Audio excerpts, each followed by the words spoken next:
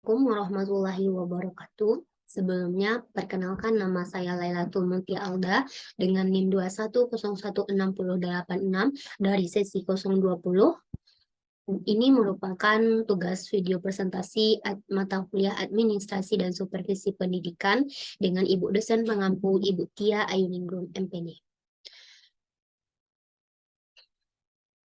Baiklah, pada kesempatan kali ini saya akan mempresentasikan mengenai materi pertama, ada cuti pendidik dan tenaga kependidikan, pembinaan dan pengembangan PTK, kenaikan pangkat PTK, evaluasi kinerja PTK, peran guru dalam administrasi PTK. Untuk materi pertama mengenai cuti PTK, pembinaan dan pengembangan PTK. Pengertian cuti itu sendiri adalah suatu keadaan di mana pendidik dan tenaga kependidikan itu tidak masuk kerja yang diizinkan dalam jangka waktu tertentu. Jenis-jenis cuti tersebut adalah yang pertama jenis cuti tahunan, kedua cuti besar, ketiga cuti sakit, keempat cuti bersalin. Sedangkan pengertian pembinaan tenaga kependidikan tersendiri bertujuan untuk menyiapkan tenaga pendidik atau kependidikan agar mampu memegang tanggung jawab atas jabatan yang dikerjakannya.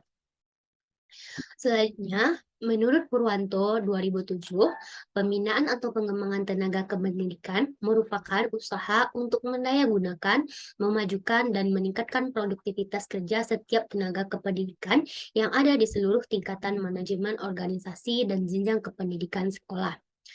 Tujuan dari kegiatan pembinaan ini adalah tumbuhnya kemampuan setiap tenaga kependidikan yang meliputi pertumbuhan keilmuannya, wawasan berpikirnya, sikap terhadap pekerjaannya, dan keterampilan dalam pelaksanaan tugasnya, yaitu suatu program pembinaan tenaga kependidikan biasanya diselenggarakan atas asumsi adanya berbagai kekurangan dilihat dari tuntutan organisasi atau karena adanya kehendak dan kebutuhan untuk tumbuh dan berkembang di kalangan tenaga kependidikan itu sendiri.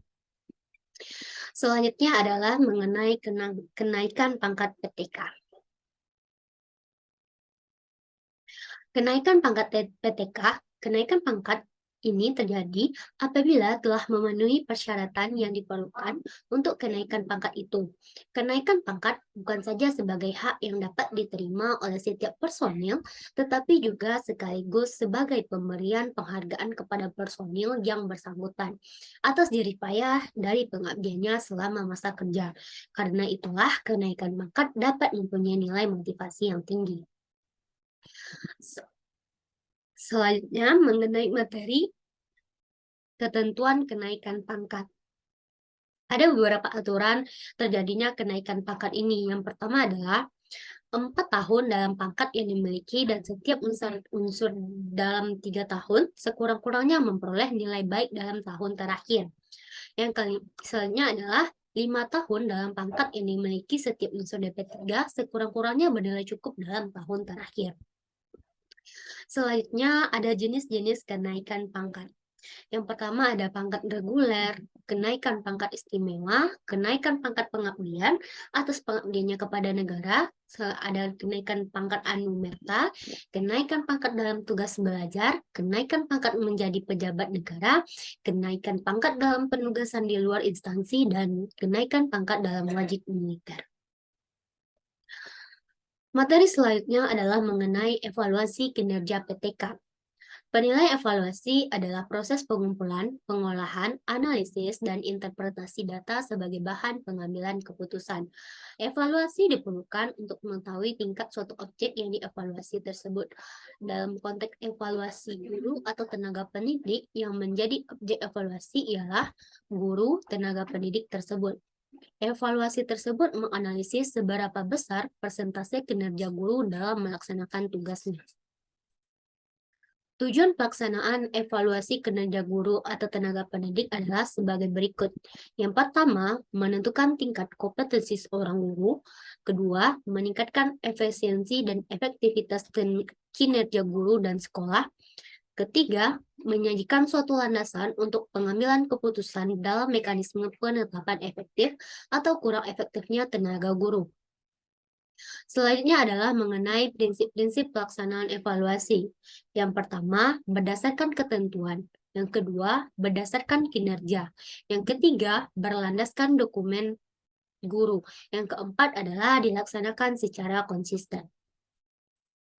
Materi selanjutnya adalah mengenai peran guru dalam administrasi PTK. Adapun peran guru dalam administrasi kepegawaian menurut Ari Kunto dan kawan-kawan tahun 2008 adalah yang pertama, membuat buku induk pegawai. Kedua, mempersiapkan usul kenaikan pangkat pegawai negeri, penjabat, karpet, cuti, pegawai, dan lain-lainnya. Ketiga, membuat inventarisasi semua file kepegawaian, baik kepala sekolah, guru, maupun tenaga, serta tata administrasi. Yang keempat adalah membuat laporan rutin kepegawaian harian, mingguan, bulanan, dan tahunan. Yang kelima, membuat laporan data sekolah dan pegawai. Yang keenam, mencatat tenaga pendidik yang akan mengikuti penataran. Yang ketujuh, mempersiapkan surat keputusan kepala sekolah tentang proses KBM surat tugas menyurat. Sekian penyampaian materi saya mengenai materi pertemuan. Sekian penyampaian materi saya pada kesempatan kali ini.